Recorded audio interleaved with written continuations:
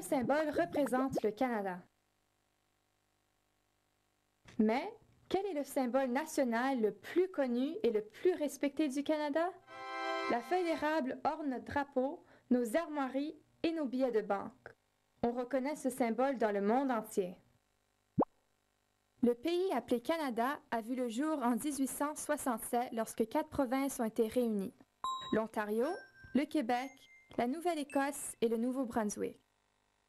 C'est ce que nous appelons la Confédération. Par la suite, d'autres provinces et territoires sont entrés dans la Confédération pour faire du Canada ce qu'il est aujourd'hui.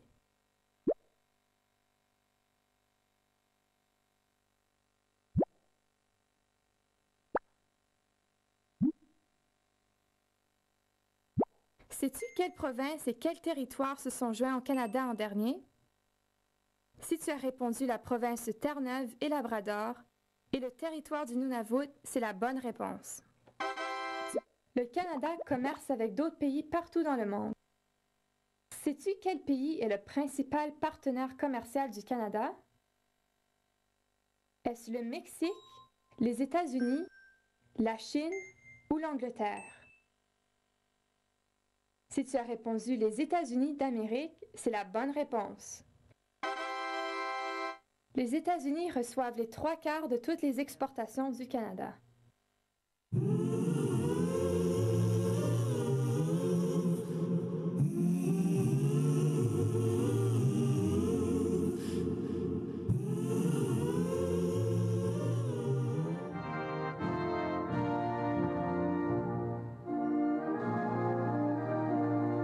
La fête du Canada, en anglais Canada Day, littéralement le jour du Canada, autrefois nommé le jour de la Confédération, est la fête nationale du Canada commémorant l'indépendance du pays le 1er juillet 1867 vis-à-vis du Royaume-Uni. Elle est célébrée le 1er juillet, sauf les années où il tombe un dimanche. C'est alors officiellement le 2 juillet. Cette fête concerne toutes les institutions fédérales. Des spectacles, des défilés, des feux d'artifice sont alors organisés à travers tout le pays pour célébrer l'événement.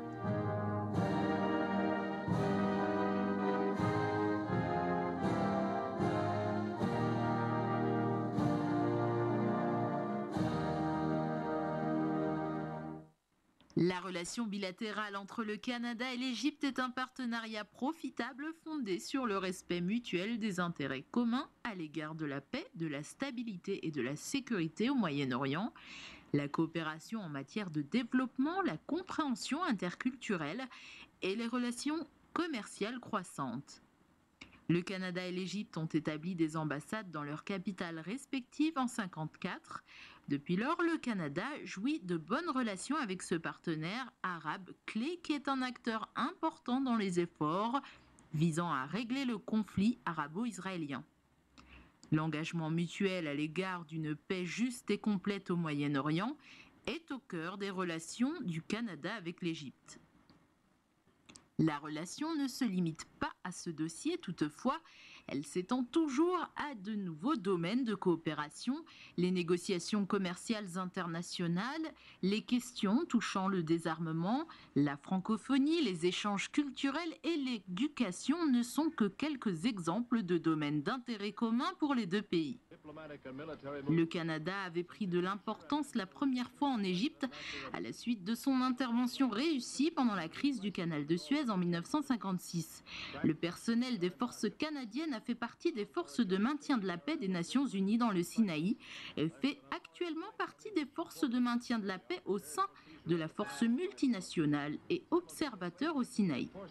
Les forces égyptiennes et canadiennes se trouvent ensemble dans le cadre de plusieurs opérations de maintien de la paix. Concentration in the eastern Mediterranean strengthens the military build-up, even as Israel, in a lightning attack, thrusts deep into Egypt to the vicinity of the canal. Depuis 1999, le Canada et l'Égypte coopèrent dans le cadre d'un programme d'échange de nouveaux diplomates en formation. En effet, des groupes de nouveaux diplomates égyptiens se rendent régulièrement au Canada pour participer à un programme de formation. Et des diplomates canadiens se rendent en Égypte dans le cadre d'une visite d'études régionales. Cet échange unique et fort utile est un volet important des relations bilatérales. Le Canada accorde la priorité dans son engagement envers l'Égypte à un large éventail de questions globales, notamment le développement de la gouvernance démocratique, le pluralisme et les droits de la personne, de même que la promotion des droits des citoyens, des droits de la femme et des filles, et la liberté d'expression et d'association. Le Canada s'efforce continuellement de maintenir et de renforcer sa relation précieuse avec l'Égypte, partenaire historique et crucial, tant sur le plan bilatéral et régional qu'à l'échelle internationale.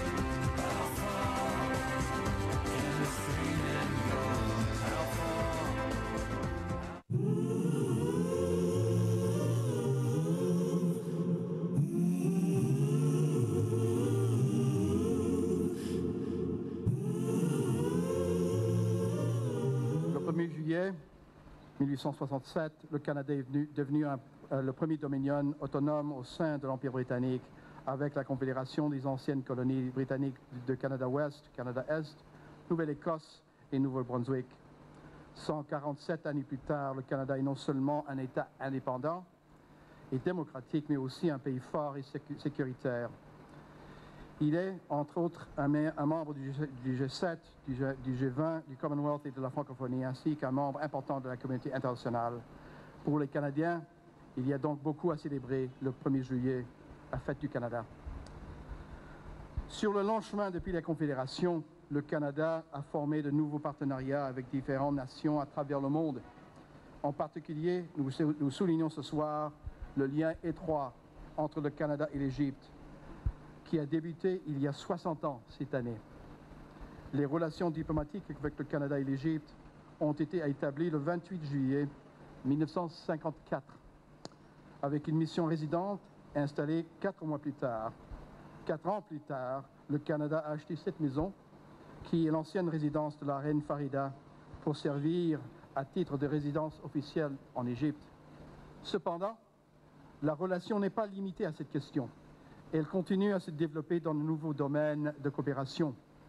Notre relation commerciale a triplé au cours des 15 années dernières années, atteignant plus d'1 milliard de dollars par année et devenant ainsi la 3e plus grande et que nous avons dans la région.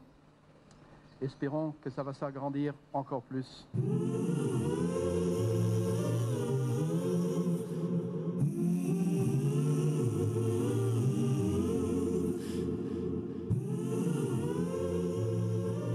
Alors, c'est le Canada Day. Le Canada est un pays très cher à mon cœur parce que j'ai des amis de très longue date là-bas, parce que c'est un pays certainement splendide, de belle nature, de belle qualité de vie, et parce que j'aime David Drake et Victoria qui représentent parfaitement bien ce pays avec l'humour, l'ouverture, la gentillesse, l'amabilité.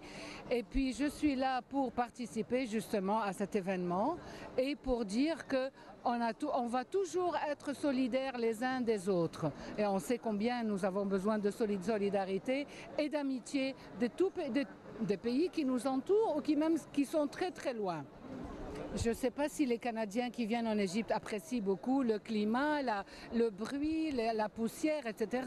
Je ne sais pas si moi j'apprécierais de faire l'hiver au Canada, mais c'est un pays certainement formidable, de grand standing de vie. Et de toute façon, l'ouverture est toujours requise. Et donc, je suis déjà allée, j'aime beaucoup, mais je ne pense pas que je vivrai là-bas. Mais j'aime beaucoup. C'est un pays qui est un des grands pays de la planète et donc d'une richesse et d'une variété très appréciée. Je dirais d'abord qu'il faut venir en Égypte parce que tout ce qu'on voit à la télévision n'est pas juste du tout. Nous sommes égyptiens et nous sommes fiers de l'être et donc de représenter l'Égypte. Beaucoup d'Égyptiens y vont, donc ils n'ont pas besoin d'encouragement. Et je crois que dans son discours, il va encore, Mr. Drake, renouveler son engagement, l'engagement de son pays pour l'Égypte, surtout qu'on commence une ère nouvelle et pleine d'espoir, j'espère.